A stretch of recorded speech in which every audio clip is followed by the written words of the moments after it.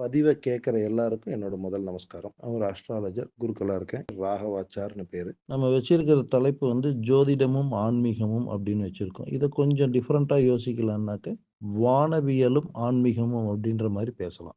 ஜோதிஷத்துல வந்து பார்த்தீங்கன்னா, சிலருக்கு அதுதான் ரொம்ப உயிர் மூச்சு அப்படின்ற மாரி இருக்கும். அது என்ன சொல்லுதோ அதுக்கு தகுந்த மாரி நான் நடந்துப்பேன் அப்படிம்பாங்க. சிலர் வந்து எனக்கு வந்து இதுல வந்து சுத்தமா நாட்டம் கிடையாது. நான் இத நம்ப மாட்டேன் அப்படின்னுவாங்க. ஜாதகத்த கொண்டு போய் காமிச்சோம்னாக்கா, ஜோதிடர்கள் ஏதாவது தப்பா சொல்லிடுவாங்களோ! இல்ல இந்த சொல்லக்கூடிய விஷயங்கள் வந்து நமக்கு வாழ்க்கைக்கு ஏத்ததா இருக்காதோ! இப்படின்ற மனோபயம் வந்து ஜாஸ்தி உண்டு. ஆனா, இந்த ஜோதிடம் அப்படின்றது பார்த்தீங்கன்னாக்க, நெறைய பேர் நெறைய விஷயங்கள நிரூபிச்சு நமக்கு குடுத்துருக்காங்க. புலிப்பாணி சித்தர் அப்படின்றவர் வந்து இத முழுமையா வந்து அவர் சொன்னதிலேயே வந்து ஒரு 20 to 25% தான் நம்ம கைக்கு வந்திருக்கு.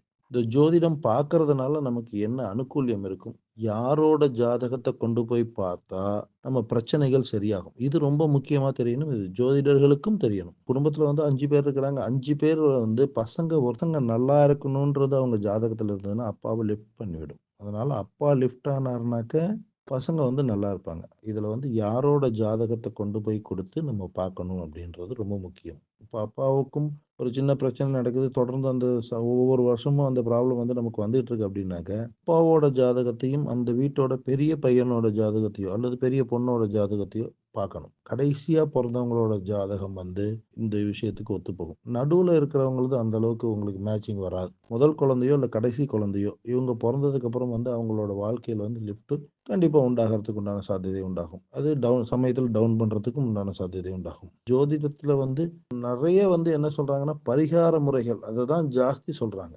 ஜோதிட பரிகாரம் அப்படின்றது பரிகாரம் பண்ணா இந்த பிரச்சனை தீர்ந்துருமான்னா, சில விஷயங்களுக்கும், சில தோஷங்களுக்கும் மட்டும் தான் பரிகார ரீதி வந்து உங்களுக்கு நிவர்த்தியை கொடுக்கும். சில விஷயங்களுக்கு நீங்க என்ன பண்ணீங்கனாலும் அது அப்படியே தான் இருக்கும். மாற்றங்கள் இருக்காது. இந்த மாற்றம் நமக்கு அந்த இடத்துல தேவை அப்படின்ற பட்சத்தில அத தெய்வ ரீதியா அணுகணும். தெய்வ ரீதியா அணுகுனீங்கன்னா, அந்த விஷயம் வந்து உங்களுக்கு அனுகூல்யத்த கொடுக்கும். அப்படி பார்க்க போற விஷயங்கள் வந்து நமக்கு ஆன்மீக ரீதியான விஷயங்கள் பலப்படுத்தும். ஒவ்வொரு கிரகங்களுக்கும் ஒவ்வொரு தெய்வங்கள் வந்து அதிபதியா இருப்பாங்க. அதுக்கு அதிதேவதை தனியா உண்டு. இந்த மாரி ஒவ்வொரு கிரகங்களுக்கும் அந்த தேவதைகள பலப்படுத்தும்போது, நம்மளோட அந்த கிரகங்கள் வந்து நமக்கு ஓரளவுக்கு அனுகூல்யத்தை கொடுக்கும். ஒண்ணு அனுகூல்யம் வரும். இல்லாட்டினா பெருசா தொந்தரவுகள் இருக்காது. இருக்கிற பிரச்சனையோட போறோன்ற மாரி ஆயிடும். அதுக்கு மேல அத கன்டின்யூ பண்ணி கொண்டு போகாது. ஒரு கிரக ரீதியான அமைப்பு வந்து ஜோதிடத்தில கிடைக்கும்.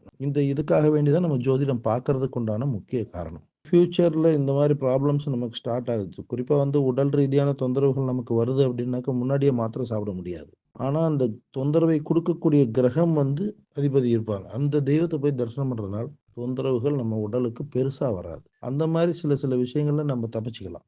எந்த விஷயங்களுமே நம்புறீங்க, நம்பலன்றதெல்லாம் கிடையவே கிடையாது இதுல. உங்களுக்கு மேல இருக்கிற சக்தி உங்கள இயக்கிக்கிட்டு தான் இருக்கும். அந்த வார்த்தைகள சொல்ல வைக்கிறதும் அந்த சக்தி மட்டுமே. ஒரு இடத்துக்கு போறோம், ஏதாவது ஒரு விபத்து நடக்க போகுது அப்டின்னாக்க, 2 நிமிஷத்துக்கு முன்னாடி நான் அங்க இருந்திருந்தேன்னா என் மேல அடிபட்டுருக்கும் அப்டின்னு நம்ம சொல்லுவோம். நெறைய இடத்துங்கள்ல சொல்றத கேள்விப்பட்டவாது இருப்போம். 2 நிமிஷத்துக்கு பின் காலதாமதப்பட்டு நீங்க போனதுனால, அங்க இருக்கக்கூடிய பிரச்சனைகள் வந்து நீங்க ஃபேஸ் பண்ணல. காலதாமதப்பட்டு அந்த இடத்துல போகறதுக்கு உண்டான அனுகூல்யத்தை கொடுத்தது வந்து அந்த கிரகங்கள். இத நம்ம இருக்குது, இல்லன்ற தீர்மானத்த விட, இத எப்படி நம்ம ஃபேஸ் பண்ணி தப்பிச்சுக்கலான்றத மட்டும் தான் இன்னைக்கு யோசிக்கணும். கிட்டத்தட்ட இந்த பதிவு அப்படின்றது உங்களுக்கு ஓரளவுக்கு அனுகூல்யமாகவும், வாழ்க்கையை நெறிப்படுத்தக்கூடிய தன்மையையும் குடுக்கும்னு நம்புறேன். அப்படின்ற முழு நம்பிக்கையோட, பரிபூர்ண தெய்வ சக்தியோடையும் இந்த பதிவ நான் முடிக்கிறேன். நமஸ்காரம்.